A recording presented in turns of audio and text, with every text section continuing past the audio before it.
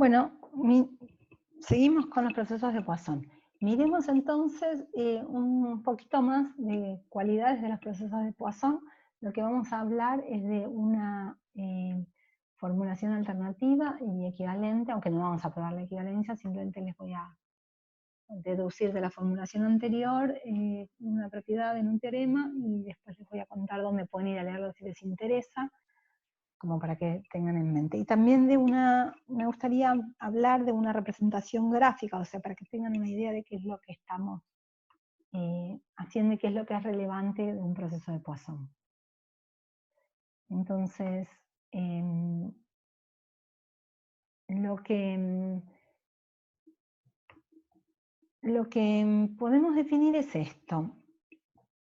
Como está escrito acá, T sub K va a ser el tiempo en el que se produce el késimo evento o el késimo arribo, llegada, ocurrencia. ¿Está bien? Arribo a la cola de servidores, lo que sea. ¿Cómo se mira eso? Este es el instante, el momento, el instante número real, tal que n de t es igual a k. Es el más chico de los t's para el que vale esto. Porque en el fondo, lo que, después volvemos acá, lo que uno puede, me resulta cómodo para mirarlo, es pensar que este es el proceso de Poisson, n de t. Digamos, a medida que el tiempo avanza en el eje X, lo que nosotros graficamos en el eje Y es la cantidad de arribos que se produjeron. Entonces imaginemos que los momentos en los que se produjeron los arribos son estos T's que están marcados acá como T1, T2, T3. Estos son los instantes en los que se produjeron los eventos. Y entonces la cantidad de eventos, el n sub t, vale 0 hasta este instante, ahí empieza a valer 1, después vale 2, 3, 4, 5, entonces vemos que el n de t es un proceso que arranca en 0 y va creciendo, toma valores enteros, y son relevantes, o sea, este proceso es relevante, cambia, justamente en los instantes donde se producen nuevos arribos. Y entonces pueden ser variables de mucho interés estos tiempos entre arribos, o sea, el tiempo hasta que se produce la primera llegada o arribo, el tiempo entre la primera y la segunda, el tiempo entre la segunda y la tercera, digamos, y estas T's están todos indexados comenzando en 0, pero los U's son, como bien están dibujados en estas flechitas, es el tiempo desde un arribo hasta el siguiente. Entonces, para definir formalmente estas cantidades, es lo que está hecho acá. El T sub K es el ínfimo de los T's en R, tal que n de t vale K. Y después uno puede definir el tiempo entre eventos, como este de acá, tiempo entre eventos, que se llama U acá, como la diferencia entre TK y TK más K menos 1.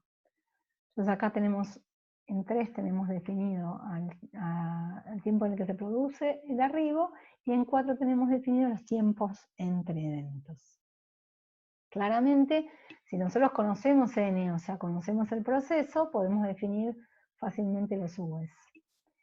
Y la manera alternativa, en la que les propongo que no vamos a probar, que es una formulación alternativa, pero en la que uno podría construir el proceso, es tener los U's y entonces armar los T sub K, los tiempos de los eventos, sumando, si quiero sumar obtener el momento del késimo evento, sumo los tiempos 1 hasta UK.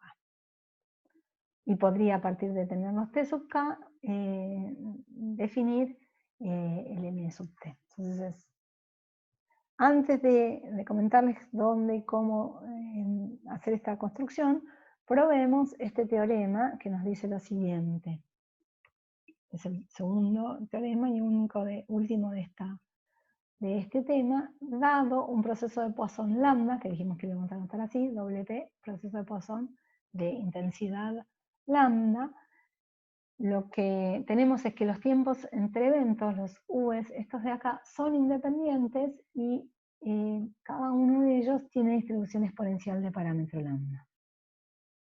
Entonces, esta es una caracterización o un resultado muy importante del funcionamiento del proceso de Poisson. Hay varias demostraciones que se pueden hacer sobre esto. Esta me gusta porque es bastante clara. Entonces, para ver que una colección arbitraria de variables aleatorias son independientes, basta comprobar que la colección que arranca siempre en 1 y sigue hasta donde queremos, son independientes y tienen la distribución que queremos para todo k en n. Entonces, primero vamos a caracterizar la distribución conjunta de los tiempos, la conjunta de los T1 Tk, y después vamos a mirar, haciendo un cambio de variable, los tiempos entre eventos. ¿Está bien? Entonces Tk lo definimos antes, es el ínfimo de los t, tales que nk vale t. Lo dije al revés, es el ínfimo de los tiempos, donde n a tiempo t vale k. Es el momento en el que ocurre, como dice acá, el tiempo en el que ocurre el k-décimo arribo. Y entonces lo que tomamos, como estos tiempos claramente son crecientes, si queremos calcular la densidad de las T sub k, la densidad conjunta, tenemos que esta densidad va a estar soportada en una colección de T1 Tk que están ordenadas en forma creciente. Entonces lo que vamos a hacer es elegir estos t's y elegir h's, cantidades positivas, pero chiquititas. ¿Por qué chiquititas? Chiquititas para que cuando miremos estos k intervalos que arrancan en t sub i y terminan en t sub i más h, estos sean disjuntos. Entonces lo que vamos a tratar de calcular ahora, es esta probabilidad. Es la probabilidad de que simultáneamente T1 esté en este intervalo y hasta Tk esté en ese intervalo. Entonces, ¿qué tiene que pasar con los eventos, con el proceso de Poisson, para que esta probabilidad conjunta, para que los T sub i estén ahí adentro? No sé si está muy claramente escrito acá, pero lo que tiene que pasar es, esto está diciendo que el primer evento ocurra entre T1 y T1 más H1. Quiere decir que hasta T1 no tuvo que haber habido ningún evento, o sea que este evento que está acá es equivalente al que voy a describirles ahora y vamos a pintar en verde. Entre el instante 0 y el instante T1 no tiene que haber habido ningún evento. Acá sí hubo un arribo entre T1 y T1 más H1, pero exactamente 1, porque el T sub 2 ocurre en un intervalo que está más adelante. Entonces, acá hubo un arribo, o sea, hubo 0 acá hubo un arribo, que eso lo vamos a anotar como la cantidad de eventos que ocurrieron entre T1 más H1 y T1 fue exactamente 1, este es el segundo.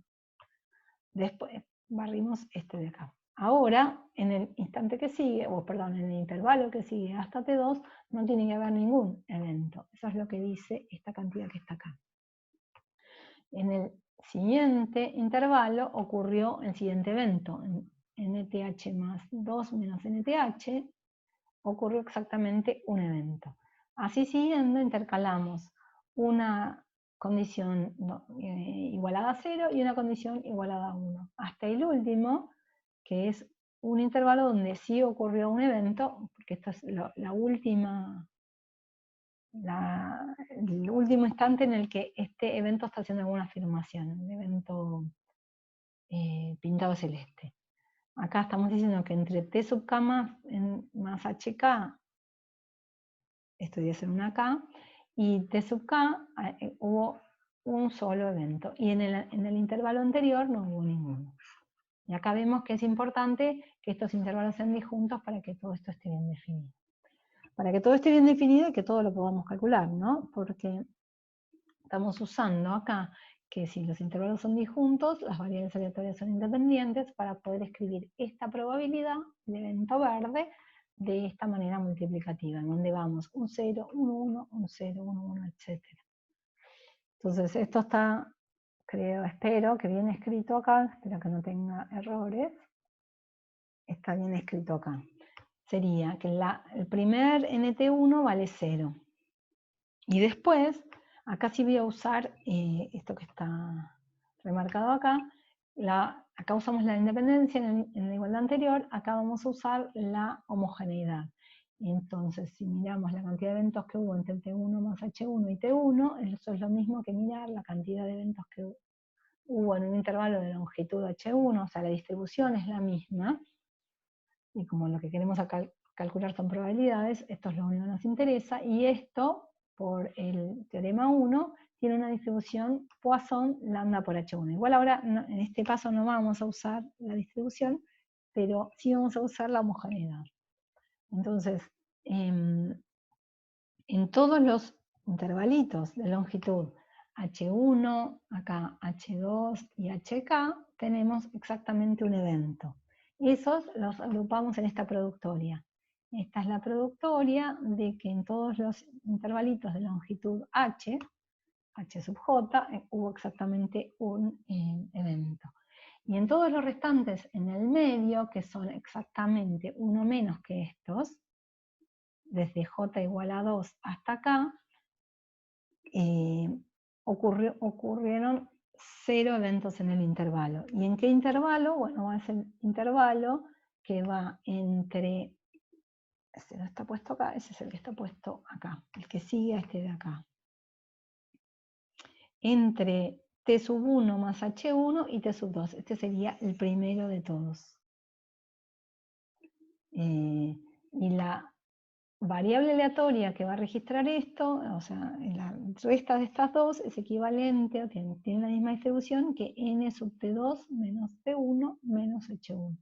Esos son los que pusimos acá. Siempre es el T sub J menos el T sub J menos 1 menos el H sub J menos 1. Estos intervalitos que están acá. T sub 2 menos T1 menos H1. T sub, bueno, no está dibujado el siguiente porque el dibujo tiene sus déficits. Bueno, llamé A de vuelta esto. En el otro teorema había algo que se llamaba A, pero bueno, no creo que haya problemas con esto. Entonces, ahora sí vamos a usar el hecho de que estas distribuciones son Poisson. Entonces, les recuerdo de vuelta, aunque ya lo vimos, cómo es la pinta de una probabilidad puntual para una variable aleatoria Poisson de parámetro lambda. Acá tenemos distintos lambdas en términos del el intervalo en cuestión. Uy, acá está faltando un lambda. Esto es un lambda acá, multiplicando.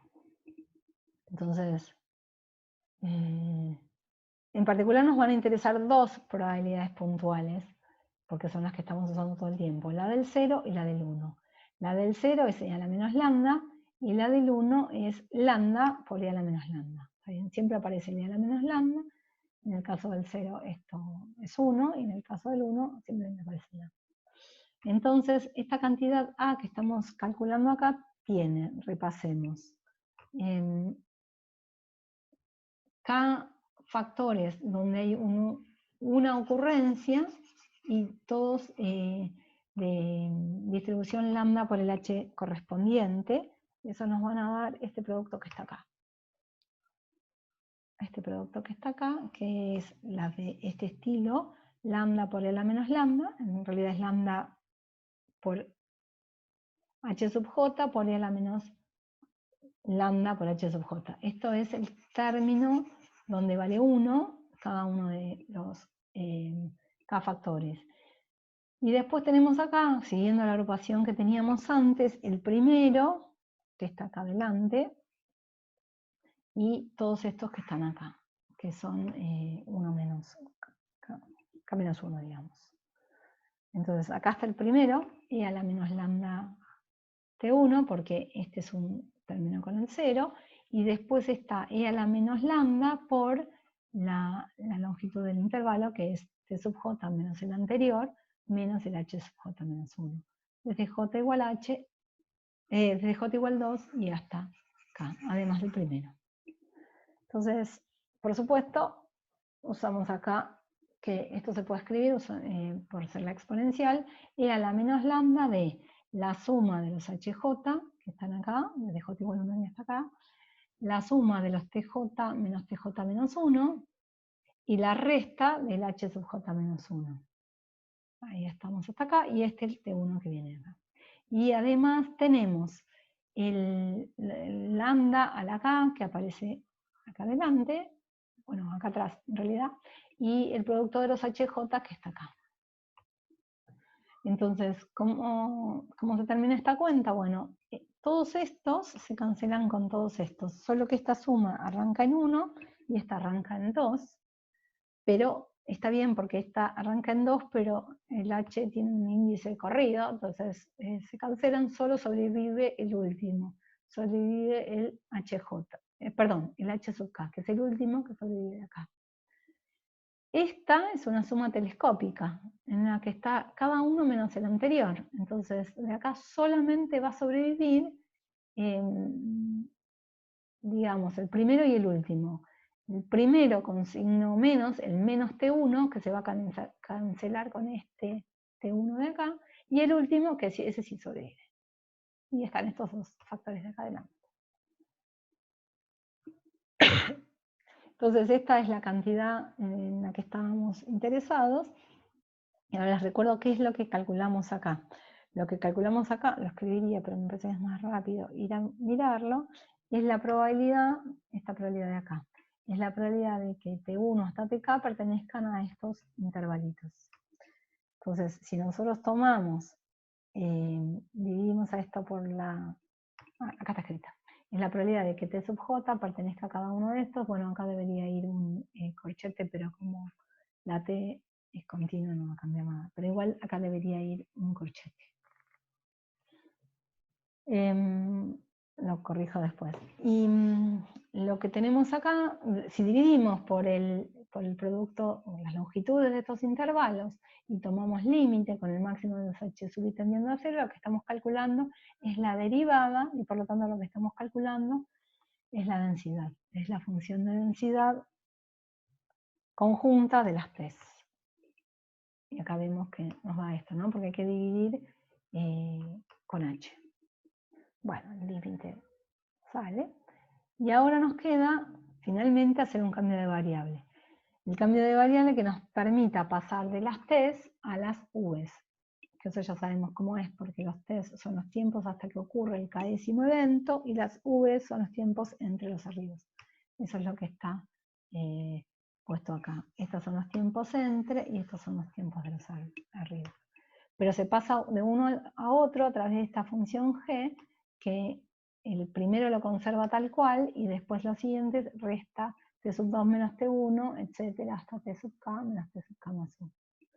Entonces este es un vector que se obtiene a partir de este vector a través de una función, bueno, derivable, y el teorema de cambio de variables nos permite encontrar la distribución conjunta de las U's. Acá es muy importante la distribución conjunta porque queremos probar la independencia de las U's. Entonces esta función g es inversible.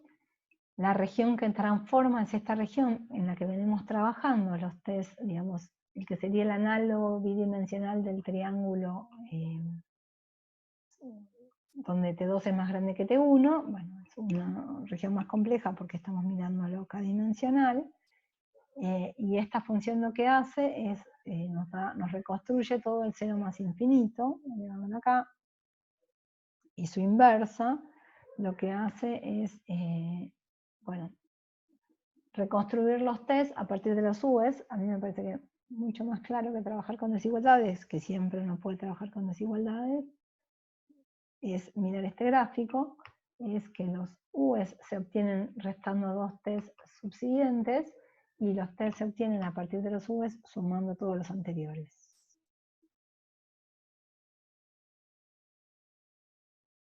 Eso es lo que tenemos, perdón, en el ida y vuelta, eso es lo que tenemos acá con la g a la menos 1, que nos da sumando, que el primero es este, el siguiente es sumar, o hasta el último, que es sumar todos. Cuando calculamos el diferencial de esta transformación, nos da una matriz, por supuesto, de K por K, que va a tener solamente, va a estar ocupado el triángulo puse acá el triángulo superior, pero supongo que tal vez sea el inferior, ¿no?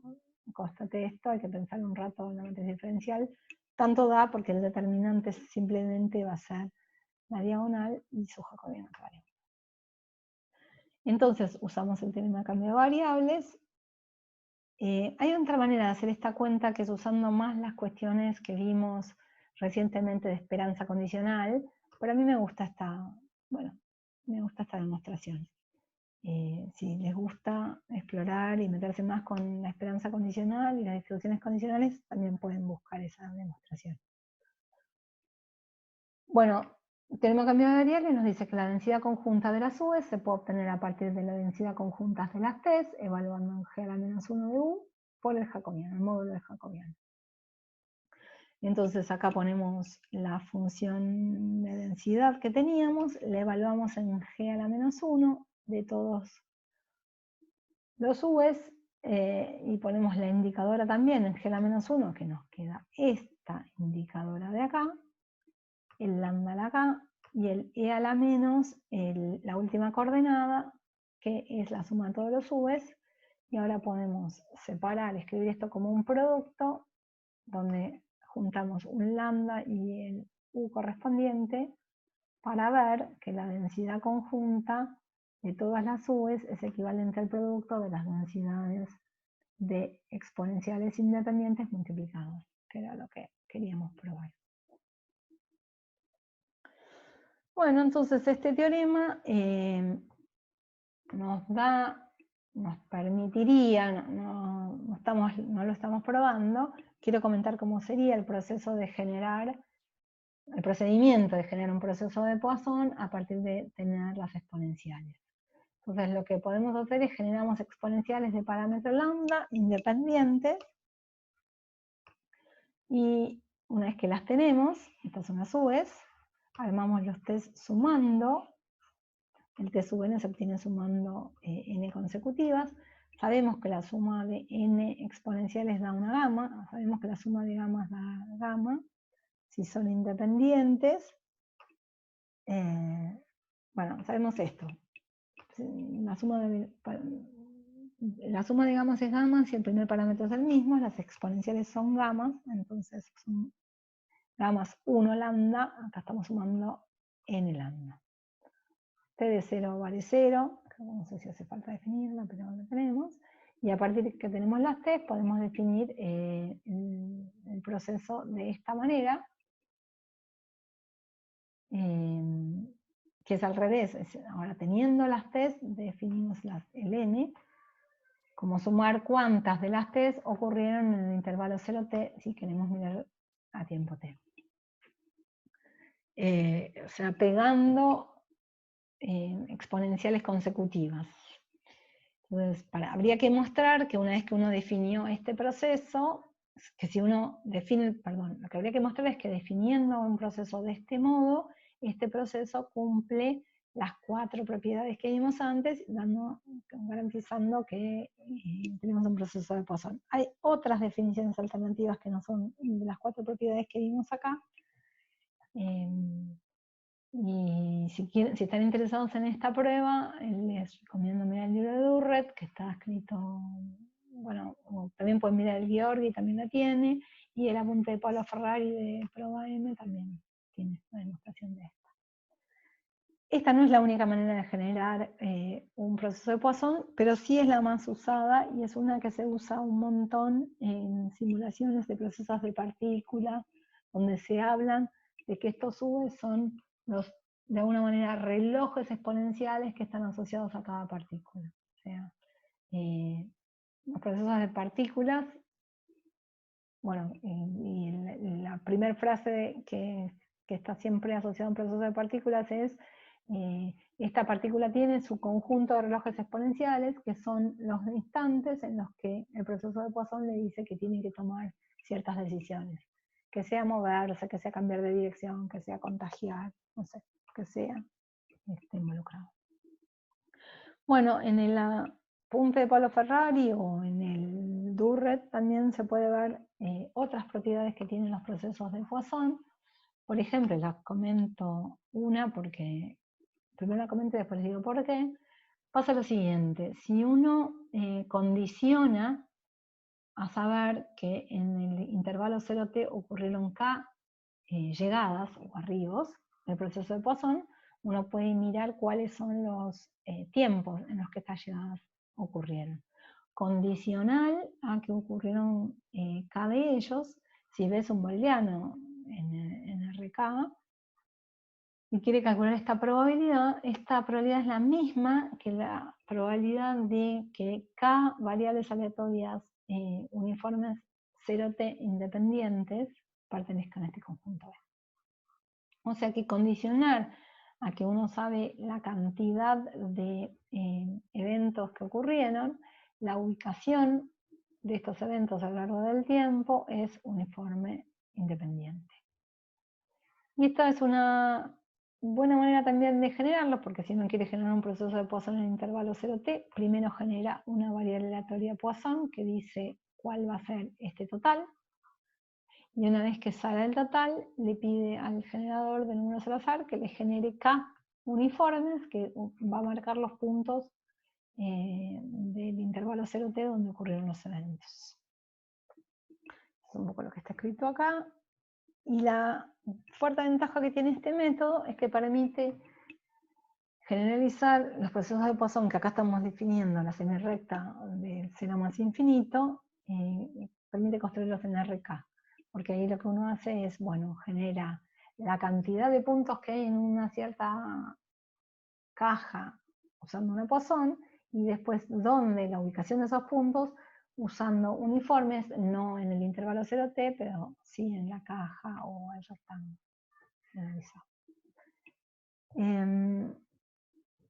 En este sentido, en el sentido de este resultado que está acá, el proceso de Poisson es como, permite hacer una especie de generar puntos al azar en el plano, con todas las inmensas comillas que hay ahí atrás. Y por eso, en la discusión que les contaba antes de las bombas tiradas durante la Segunda Guerra Mundial en el sur de Londres, el modelo Poisson es el que estaría en el fondo reflejando un comportamiento de alguna manera al azar, digamos. Bueno, y otra cosa que me parece muy interesante de los procesos de Poisson, contarla a esta altura de la materia, o en algún momento de esta materia, es que responde una pregunta que hicieron un par de veces durante la materia, que es ¿de dónde sale la distribución exponencial, la gamma y la Poisson? ¿Cómo se ven justificadas estas distribuciones? Y algunas más, ¿no? También se van a ver justificadas. Vimos que en un ejercicio de la práctica que si X e Y son exponenciales independientes, la distribución de X sobre X más Y tiene una distribución beta. Entonces, una vez que uno encontró la razón por la cual las exponenciales aparecen,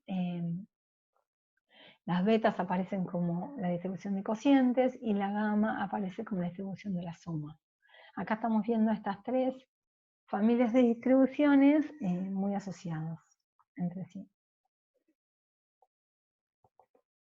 Bueno, y el otro comentario que me parece relevante hacer, que también vimos, es que las exponenciales son las únicas distribuciones continuas que cumplen esto, ¿no? Que si uno tiene una variable aleatoria que es exponencial y mira algo de la distribución de x, condicional a que sé que x es mayor que t, la distribución del tiempo que le queda hasta que x ocurra, si sé que es más grande que t, eso vuelve a tener distribución exponencial. Entonces, esta propiedad de falta de memoria hace que si uno quiere estudiar un proceso de Poisson, en el momento que se le ocurre estudiarlo, un proceso que ya lleva un cierto tiempo de correr, como por ejemplo la emisión de partículas de una sustancia radioactiva, no importa cuándo uno lo entre a estudiar, siempre va a seguir el proceso de Poisson. Eso es una propiedad interesante que se generaliza con las exponenciales para definir lo que se llaman cadenas de Markov a tiempo continuo. Que si les interesa, se pueden estudiar en materias más avanzadas de probabilidad que se dan como optativas en el departamento. Y después otras propiedades que vimos de las probabilidades de las distribuciones exponenciales, tienen su correlato acá, que es que vimos que, vieron como ejercicio de la práctica, que el mínimo entre dos exponenciales también tiene distribución exponencial, y esto se traduce a nivel de resultados de los procesos como que en la suma o superposición de procesos de Poisson también es un proceso de Poisson. Entonces, me parece que quizás la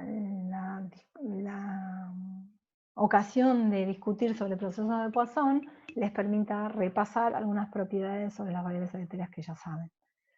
Entonces les dejo acá dos ejercicios para hacer. Uno es este que es bastante de cuentas, simplemente para fijar ideas en lo que estamos haciendo. Supongamos que los eventos o las llegadas suceden de acuerdo a un proceso de Poisson con tasa lambda igual a 3 por hora. Eso quiere decir que la Poisson tiene esperanza lambda, quiere decir que la cantidad de llegadas que uno espera que ocurran en una hora son 3. Entonces nos piden calcular la probabilidad de que no ocurra ningún evento, o sea, que nadie llegue al lugar en cuestión, entre las 8 y las 10 de la mañana. Y después, ¿cuál es el valor esperado del número de eventos que ocurren entre las 8 y las 10 de la mañana? Y acá es como una pregunta inversa, no la cantidad esperada de eventos, sino el horario esperado para que ocurra el quinto evento después de las 2 de la tarde. Y finalmente, este es un ejercicio bien de cuentas, es simplemente para fijar ideas de lo que estamos trabajando con los procesos de Poisson. Y este que es un poquito más, digamos, de entender y jugar con las propiedades que cumplen los procesos de Poisson, que es el de suma o superposición de procesos de Poisson. Que dados dos procesos de Poisson independientes, uno de tasa lambda y uno de tasa mu, nos miramos el proceso que representa la suma, y lo que nos piden es probar que este es un proceso de Poisson. Entonces, ¿qué sería la suma? Y a tiempo t, sumar todos los, digamos que S cuente la cantidad de llegadas que hay de un cierto tipo a un servidor, y que t cuente la cantidad de llegadas que hay de otro cierto tipo a un servidor. Digamos, los reclamos que se hicieron de manera presencial, y t mire los reclamos que se hicieron de manera remota, y que n cuente la cantidad total de reclamos recibidos por ambos medios. Entonces, la idea es probar que esto es un proceso de Poisson y responder a la pregunta de qué parámetro. Como esto de alguna manera se superpone o se relaciona con lo que sabemos de sumas de Poissones y mínimos exponenciales. Y la manera para probar este resultado es probar que n satisface las 4 propiedades del proceso de Poisson, que sabemos que S la satisface por un lado y que T la satisface por el otro. Probar que la suma también la satisface. Bueno, y esto completa todos los temas de la materia. El de procesos de Poisson no vamos a ver práctica porque no nos dio el tiempo, pero son todos los temas que entran para el final. Gracias, muchas gracias.